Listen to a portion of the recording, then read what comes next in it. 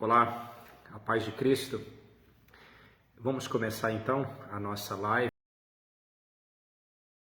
preparando as leituras de amanhã, o 24º domingo do tempo comum. Duas boas-vindas aos que já aí estão. Então as leituras da liturgia de amanhã são as seguintes. A primeira leitura é um texto de Isaías, o terceiro canto do servo, Isaías 50, de 5 a 9a. O salmo na Bíblia, na liturgia, na Vulgata que usamos, é o Salmo 114, na Bíblia hebraica é o Salmo 116a, a primeira parte do Salmo 116. A segunda leitura é o texto de São Tiago, capítulo 2, do versículo 14 ao 18, aquela questão da fé e obras, né? E o Evangelho, a narrativa evangélica, é Marcos, capítulo 8, do versículo 27 ao 35. É Jesus que pergunta aos discípulos sobre a sua identidade e depois dá as condições de seguimento. Então nós vamos com tranquilidade fazer o caminho dentro das leituras, né? Já cumprimento os presentes aqui. Vejo o seu Gilberto, Deus o abençoe, meu irmão. A Jane, a Leila, ok? Então, uma saudação a vocês. Então vamos lá, Isaías capítulo 50, do versículo 5 ao 9a. O livro do profeta Isaías, foram 3 períodos, digamos assim. Nós temos um período do século VIII, né, o Isaías histórico, profeta, ou seja, anos antes do exílio. Nós temos daquele período ali do exílio, digamos propriamente, e do pós-exílio, né? Que é o texto nosso de hoje, inclusive, assim, dessa figura do servo. E do ponto de vista de conteúdo do livro, os primeiros 39 capítulos é dessa primeira parte, né? Obviamente ali tem textos mais recentes também.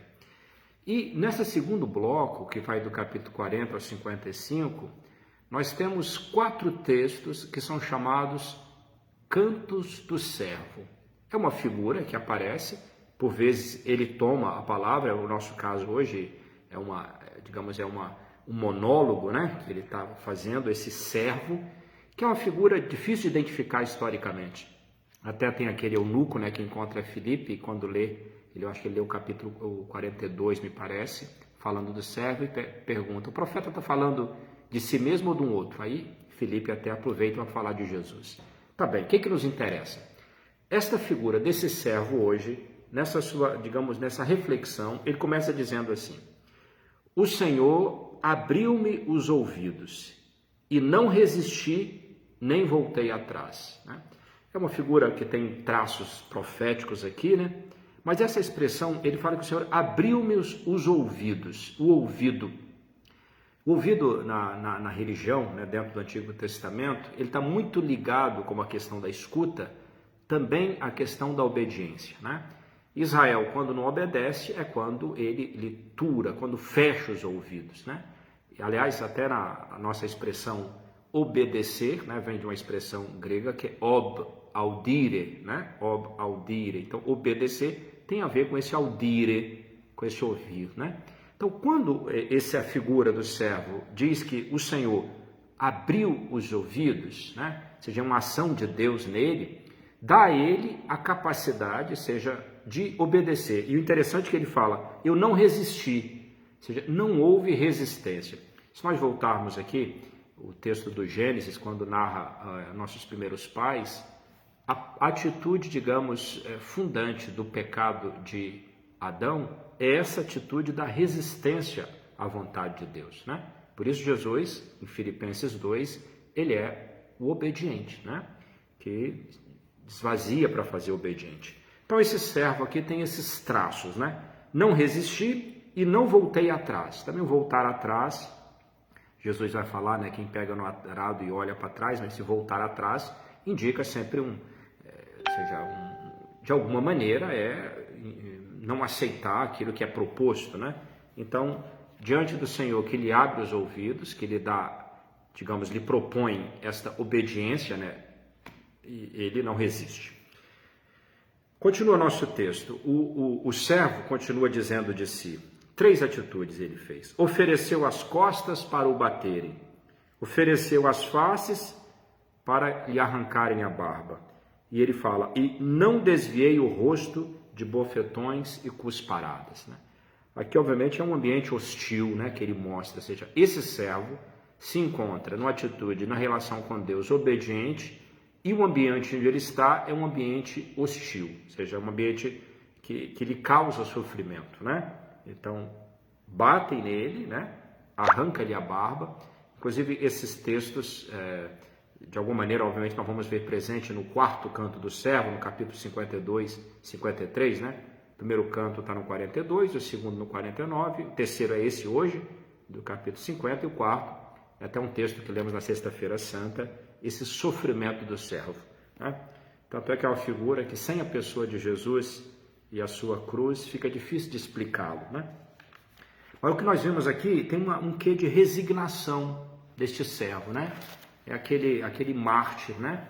Como em outra ocasião Jeremias fala, né? Dessa ovelha que vai ao matadouro, né? Mas o Senhor Deus, diz no versículo 7, é o meu auxiliador, né? Aqui aquele verbo atzar, né? O verbo é o meu ajudador, né? É minha ajuda, ou me ajudará. O servo tem segurança nisso.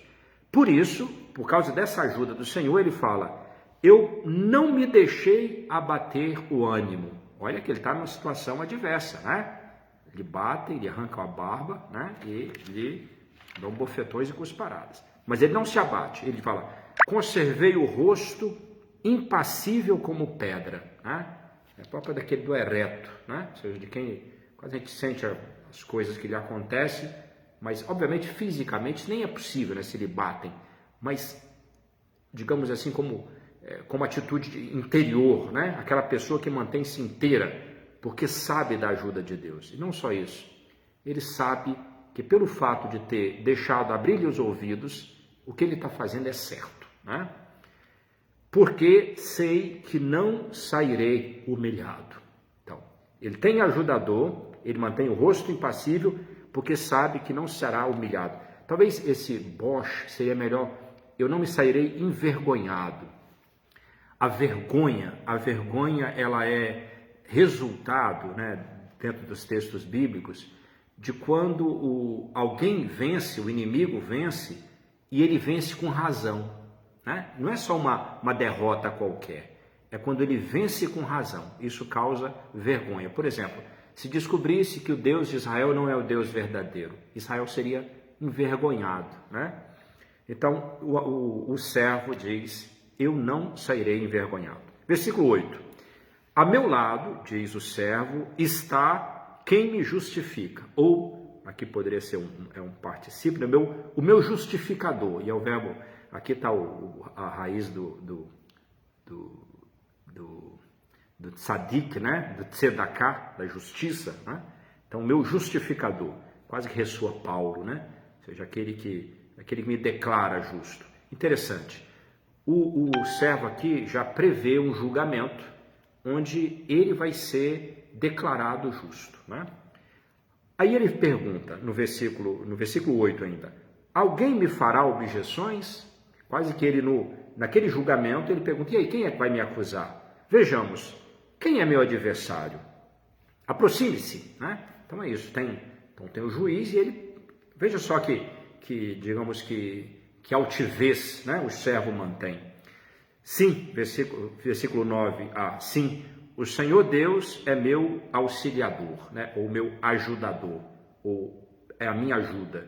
Quem é que me vai condenar? Né? Quase que ressoa o texto da carta aos Romanos, né? Se o Senhor é por nós, quem será contra nós? Este servo se mostra, né, digamos, aquela altivez, né, mantém-se ereto, né? A imagem aqui do rosto, né? Impassível como pedra, é próprio de quem sabe que, ao estar fazendo o que Deus quer, porque ele abriu os ouvidos, ao ter Deus do lado dele, então, diante mesmo nesse ambiente adverso, bate cusparada, né? Que lhe arranca a barba, mesmo nisso ele está. É um texto, digamos, muito forte, né? E realmente um texto desse nós vemos, não só a figura de Jesus, obviamente, ele é o mártir por excelência, mas de quantos mártires, né? Quantos homens e mulheres que pelo fato de saber que estavam na vontade de Deus, eles viveram aquele salmo que diz, o vosso amor vale mais do que a vida, né? Esteve disposto a dar a vida, é isso. O salmo da nossa liturgia deste domingo é o Salmo 114, né? E na Bíblia hebraica, a primeira parte do Salmo 116a, eu só pensei o versículo 8. O salmista diz assim, que o Senhor libertou minha vida da morte, enxugou de meus olhos o pranto e livrou os meus pés do tropeço. Ações de Deus, né? O Senhor libertou minha vida da morte. Jesus experimentou isso, né? Sendo ressuscitado. Enxugou dos meus olhos o pranto. Isso que é um consolo. O consolo é aquela mão que passa e tipo que enxuga, né? Enxuga as lágrimas. E livrou os meus pés do tropeço, né? Há um cuidado, né? Não só levanta quando está caído, mas impede de cair. Chegamos então à segunda leitura da nossa liturgia, tirada do livro de São Tiago, capítulo 2, do versículo 14 ao 18.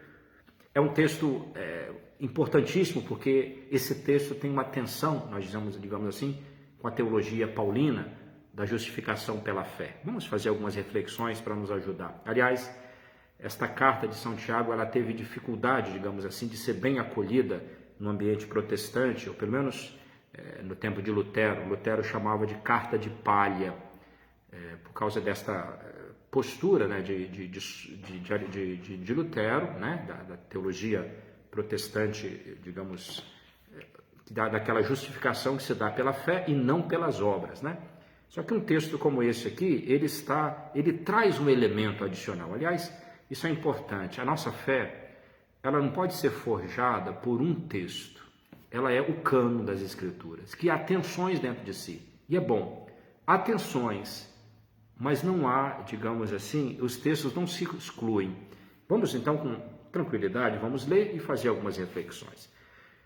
São Tiago, recordamos, né, ele fala, é o texto muito pontado na questão ética, no cuidado com os pobres, né? Escutamos domingo, né? Imagina na Assembleia que entra um pobre e um rico, como é que vocês vão tratar o pobre, né? São Tiago começa assim, capítulo 2, no versículo 14. Deixa eu pegar o texto aqui.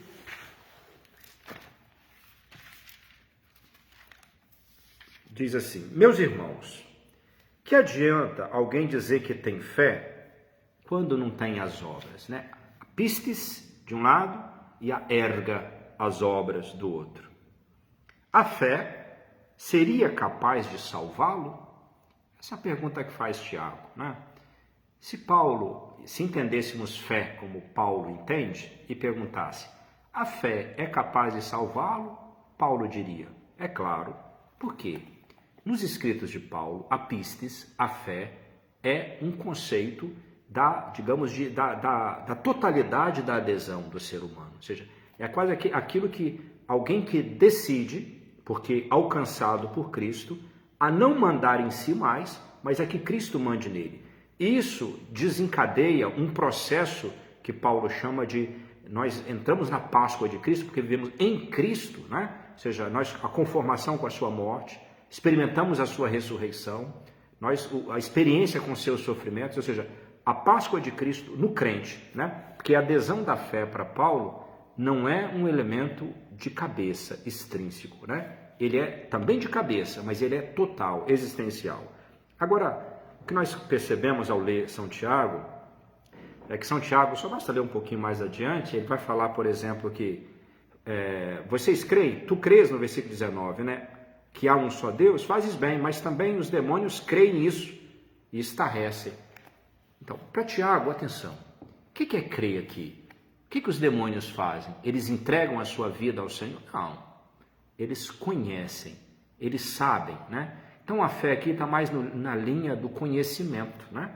Então o que São Tiago está batendo aqui, e certamente São Tiago conhece esses textos de Paulo, né? Esse texto aqui é posterior, é bem provável. E certamente até o próprio Paulo, ele teve que se explicar, se pode dizer assim, na carta aos Romanos. Se nós lermos atentamente, a comunidade de Roma achou que Paulo ensinava o seguinte, se vocês creem, a graça vem, pode pecar. Né? Paulo falou, não é isso, vocês estão entendendo errado. Né? Então vamos ficar aqui com o Tiago por enquanto. Tiago fala assim no versículo 15, imaginai que um irmão ou uma irmã que não tem o que vestir e que lhes falta a comida de cada dia, se você encontrar essa pessoa que não tem o que comer, disser a ele, ide em paz, aquecei-vos e comei à vontade, sem lhes dar o necessário para o corpo. O que adianta isso? Veja só, São Tiago traz uma questão de uma necessidade do irmão concreta. E diante disso você tem uma palavra bonitinha, mas só bonitinha, ou seja, que não toca a carne do irmão, ok? Assim, aí continua ele, sem lhe dar o necessário. Versículo 17, assim também a fé, se não traduz em obras, por si só está morta.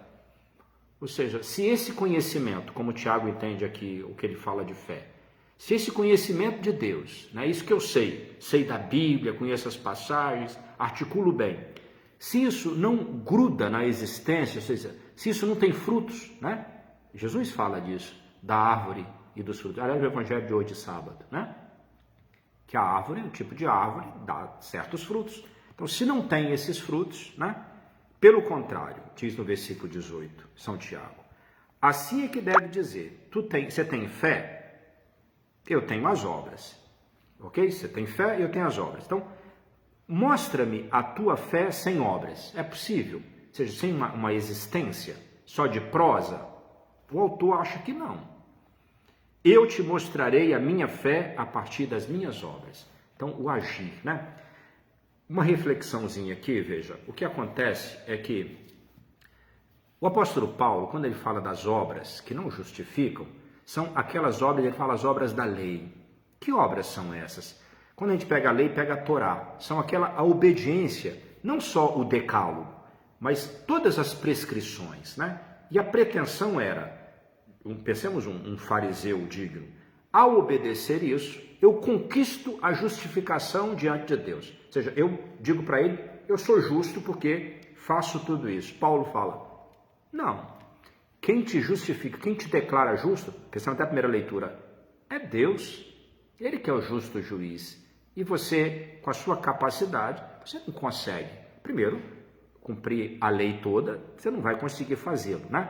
E depois, não é aí. Então, esse é o ponto. Qual é o ponto da obra de São Tiago aqui?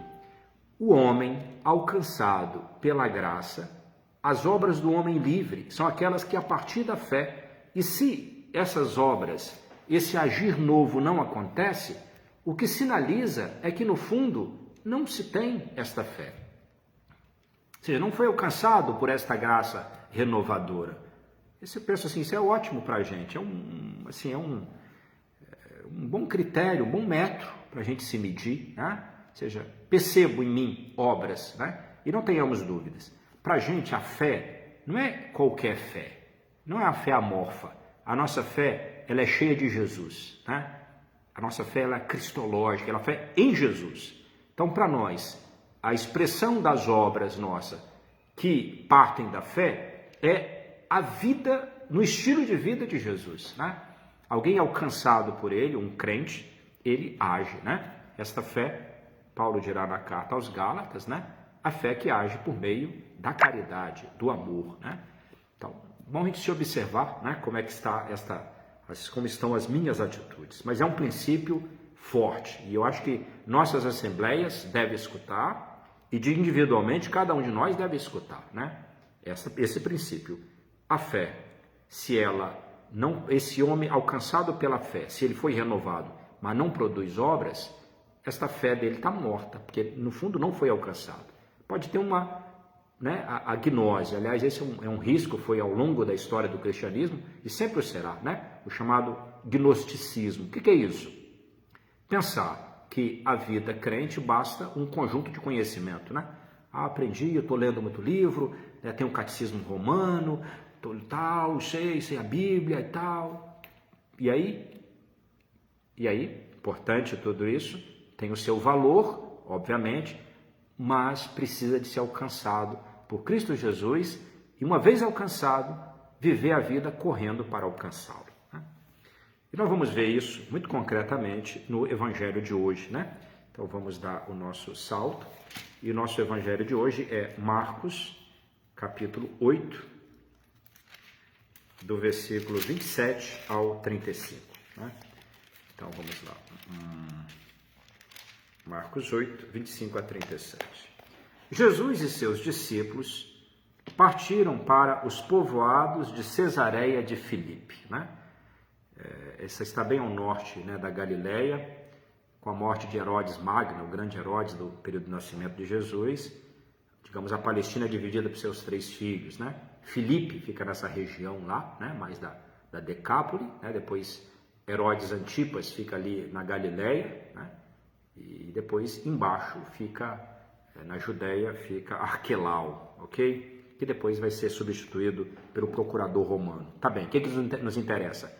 Jesus está na região da Galileia, ele vai para esse povoado da Cesareia de Filipe. E no caminho, ele pergunta aos seus discípulos: quem dizem as pessoas que eu sou? O que as pessoas dizem?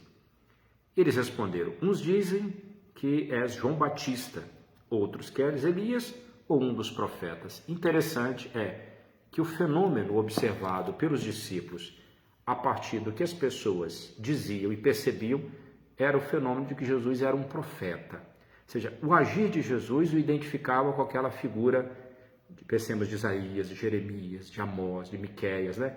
Este homem de Deus, profundamente de Deus, e que vive desta vontade dele, né? E propõe de maneira sempre livre, com destemor. Né? Então essa é a figura. Mas tem a pergunta, né? Será que nós percebemos assim em torno a nós o que as pessoas pensam de Jesus? Quando eu digo não só percebemos, mas conhecemos profundamente, sabemos o que passa no coração das pessoas, dos homens do nosso tempo, do nosso povo, né? Ou nós estamos tão descolados que ficamos falando uma outra língua que ninguém entende, né? Respondendo perguntas que não são feitas. Isso, penso que a gente tem, né? Assim, aliás, tem um discurso do Mano Brown muito interessante, né? Ele falou para um certo grupo, mas penso que serve para todos, né? A gente continua às vezes num blá blá blá, mas nós descolamos das pessoas, né? Descolamos do homem, né? Alguém fala do afegão médio, né? Ou seja, as pessoas do dia a dia. Os discípulos conheciam. Quando Jesus pergunta o que eles acham, eles se veem como um profeta, Senhor. E eles não estão errados, as pessoas veem uma coisa. Mas aí Jesus volta para os discípulos e diz: e vós, né? E vós, quem dizeis que eu sou? Pedro, né? Toma a palavra, importante a figura de Pedro, vários lugares no Evangelho, também nas cartas de Paulo, vai ter sempre um destaque no Evangelho de João, ou seja, o Novo Testamento todo dá um grifo nessa figura de Pedro, né? Tu és o Cristo, tu és o Messias, o Mexiá. O Messias era esperado também como um profeta, né? Também como um sumo sacerdote, mas sobretudo como a figura do rei. E Jesus os adverte que não contassem isso a ninguém. Por quê? Porque ainda eles, embora a profissão de fé de Pedro seja adequada, mas ainda precisa de colocar um conteúdo que caiba o servo sofredor ali dentro. Tanto é, vejamos o que segue. Chamou então a multidão, Jesus, né, e juntamente com os discípulos, e disse-lhes: se alguém quer me seguir, quer vir após mim, 3 coisas: renuncie a si mesmo, tome a sua cruz e siga-me.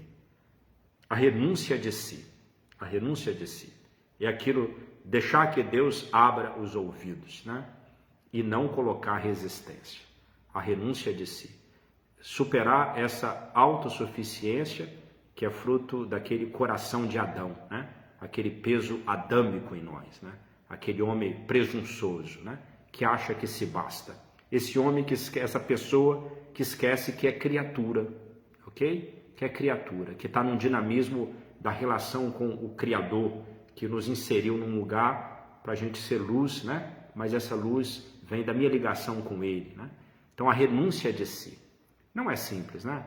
Nós temos, a Escritura fala muito de que o povo de Israel tinha a cerviz dura, né? Nós nascemos com essa cerviz dura e precisa, né? A vida, a nossa adesão a Jesus que permite que ela amoleça para que inclinemos e obedeçamos. A obediência não são 2 conversas na vida, né? ao conhecer a vontade de Deus e abrir e renunciar a si mesmo para aderir. Tomar a cruz. Tomar a cruz é uma metáfora que corresponde ao beber o cálice, usado em São João também, Jesus fala, que no fundo é abraçar a missão da vida. Isso, eu abraço a missão da minha vida e bebo esse cálice e carrego essa cruz. Isso é a minha missão da vida, né? A tentação é, ao buscar a vida gostosa, né? Vou para cá, vou para lá, dou um jeitinho, sempre procurando um atalho, né? E a gente passa a vida toda fugindo da própria cruz, acaba caindo um enorme sobre nós, né? E se não é aquela nossa, não é a de Jesus, a cruz do mundo, né? Esta é muito pesada e ela é, digamos assim, pode nos aplastar no chão, né? E depois seguir Jesus, né? Este segmento, eu vou até ver se o verbo que aparece é o verbo akoluthel. Esse aqui nós estamos no versículo 34, né? E isso é o verbo akoluthel, é o verbo do segmento, né? Do discipulado. Então, tornar-se discípulo de Jesus. Por quê? Continua dizendo, pois quem quiser salvar a sua vida, vai perdê-la. Mas quem perder a sua vida por causa de mim e do Evangelho, vai salvá-la. Olha, aqui é o dinamismo pascal da existência. Querer ganhar a vida, é isso, né? Essa vida, isso que a gente falava, né? Eu fujo da obediência, fujo da minha cruz. Eu quero quando eu falo de vida gostosa aqui, eu entendo tudo isso não me importo, seja que isso traga frutos ruins para os outros, né? Não me importo que isso tenha consequências em torno a mim que não são boas, né? Importante é que eu levo vantagem. Isso é essa busca da vida gostosa. Então, isso é querer ganhar a vida, né? Então, eu quero ganhar a vida. Isso é o espertinho, né? O espertinho da existência. Está na relação com Deus. Então, esse vai perder a vida. Esse não vai salvá-la. Agora, quem perder a vida, que Jesus fala, por causa de mim e do Evangelho, no fundo é por causa de mim, isto é, do Evangelho. No Evangelho de Marcos, Jesus, Evangelho e Reino se corresponde. Jesus é a autopassileia, ele é o próprio reino, né? Ele é o Evangelho, ele é a novidade absoluta de Deus para nós. Ele é a ótima notícia, a boa notícia, né? Então, quem por causa de mim e do Evangelho, esse vai salvar a vida. Salvar aqui como aquele desfecho totalmente positivo. Caros, nós temos uma palavra muito forte, né? É uma palavra que nos alimenta nesse final de semana, né? Tem um texto forte da profecia de Isaías, aquele servo ali, e é um mártir decidido, porque sabe que tem Deus do lado, então vai adiante, né? A segunda leitura é uma segunda leitura para mexer conosco, né? Se é verdade que nós sabemos que é Deus que nos justifica, isso, nenhum de nós pode por si mesmo merecer a graça da salvação.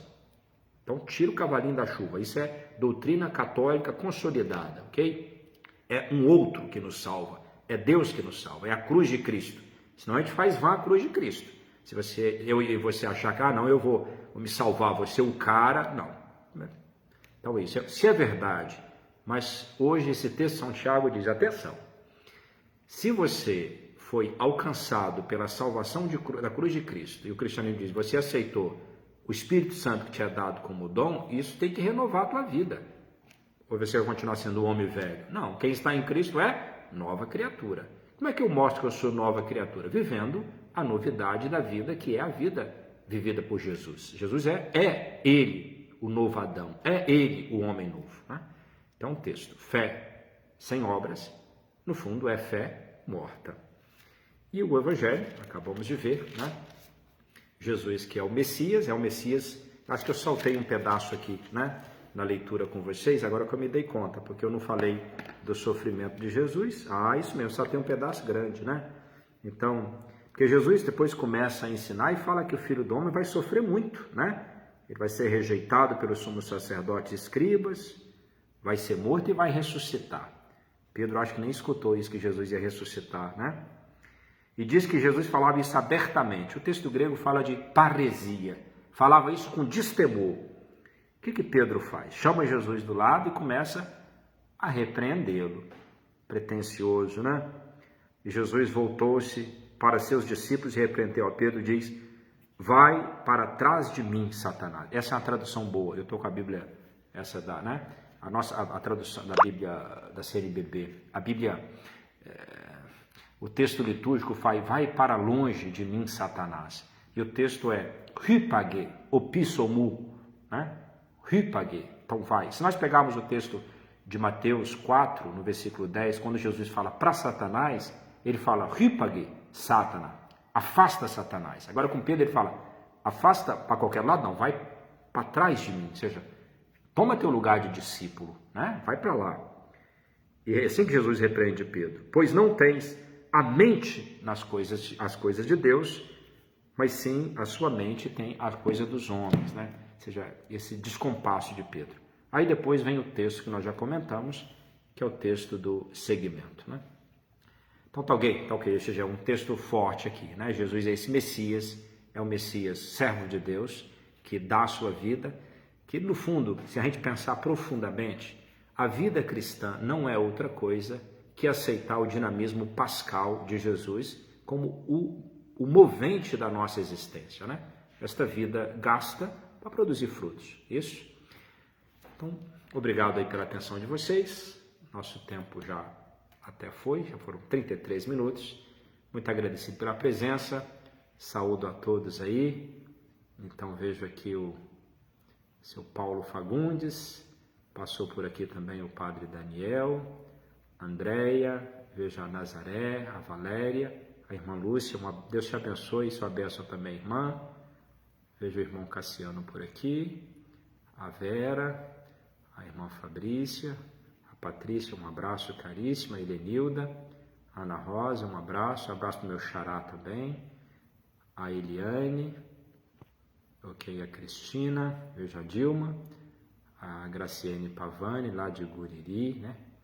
A Dona Giraci, lá de União Bandeirantes, a Márcia está agora lá em Roraima, com seu, né? Seu Paulo também está mandando para aqueles lados. Irmão Cassiano, um abraço, meu amigo. Você escreveu um texto grande aqui, né? Vissem a luz, né? Tal, mas o Senhor que eu vejo, é isso aí. A tua Madre Maria Cavalcante, o William, a Tânia, a Bernadette, seu Jurandir. Seu Jurandir, um abraço, bom revê-lo por aqui. Maria Lúcia Nogueira, Evanilda, o Rogério Marcos, um abraço, Deus te abençoe, meu amigo. Ok, a Renata está por aqui, a Vera, a Rose,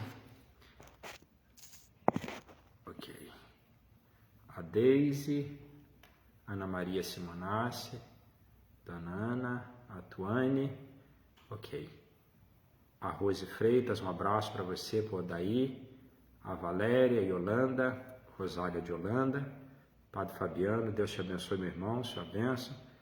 A Maria Ramos, um abraço, tá? Caríssimos, Roberta Figueiredo, a Geise, um abraço, Geise, a nossa comunidade aí do Juca Branco. Obrigado pela companhia de vocês, tá? Se eu não citei todos os nomes dos que estão aqui, me perdoe, eu meio sem jeito com esse celular, mas saúdo a todos, que Deus os abençoe, tá? Ele que é Pai, Filho e Espírito Santo. Amém.